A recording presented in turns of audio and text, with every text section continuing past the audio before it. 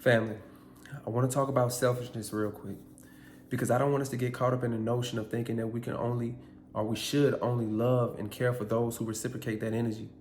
Because I feel like God has given us a true responsibility right now to love beyond our measures, to love not only those individuals who tell and show us that they love us, but those that don't even care to. Because I was reading in the book of Matthew today, and it was talking about loving your enemies. And one thing that Jesus said in this particular passage, he said, the Father sends sunshine to both good and evil, and he sends rain to both good and evil. So right here, we see that God doesn't discriminate on who gets what. And we need to be able to adopt that same mentality and that same attitude to not discriminate on who gets our love. And I understand, look, I understand how hard it may be. I do. And you may feel like a lot of people aren't deserving of who you are or what you have to give. But I want to tell you something different. They are. They are. And we have to stop discriminating on what we give others based off how we feel about them. Even if we don't like them, they're still deserving of our love. They're still deserving of our care. Even if we feel we have to remove them from our lives, they're still deserving of our love. They're still deserving of our care. Even if these people have wronged you 1,000 times, even if they've wronged you 1,000 times, they're still deserving of your love. They're still deserving of your care. Just because they have wronged you doesn't mean they're not deserving of it. And we have a responsibility to love beyond our measures. And I know it hurts sometimes. I do. I understand that wholeheartedly. But we have to get to a point where we stop discriminating on who gets what. Because what benefit is it for you? Like Jesus said, what benefit is it if you only love those who love you? What benefit is it? Because you never know what that love will do to that person.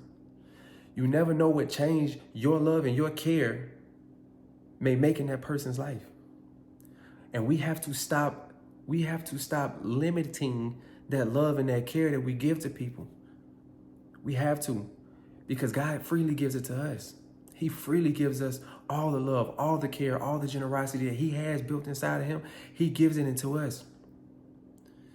And the other day, I had a feeling in my heart. I'm like, God, I'm always pouring into everybody else, and it feels like my cup is always empty. But one thing that I didn't realize was this, and I thank God for this, that every time I pour into somebody else's cup, God is pouring into mine. So it's never going to be empty, even if I may feel like it.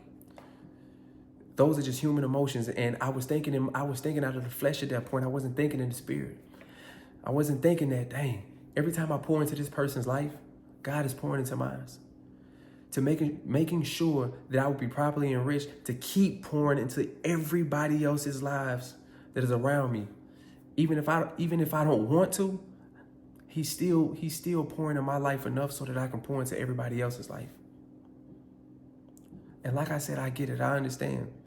You may feel like it's people in your life right now that's not deserving of the love that you give, the care that you give, the respect that you give. You may feel like they're not deserving of you pouring into their cup, but they are. They are. And you have to be able to look at them in the way that Jesus looks at us, because we make mistakes all the time. We fall short all the time, and he continuously forgives us, and he continuously pours into us. We have to be willing to extend that same grace to those individuals who messed up in life, who messed up with us. We still have to extend that grace. We have to. We have to learn to love beyond our measures. All right? And I love y'all, family.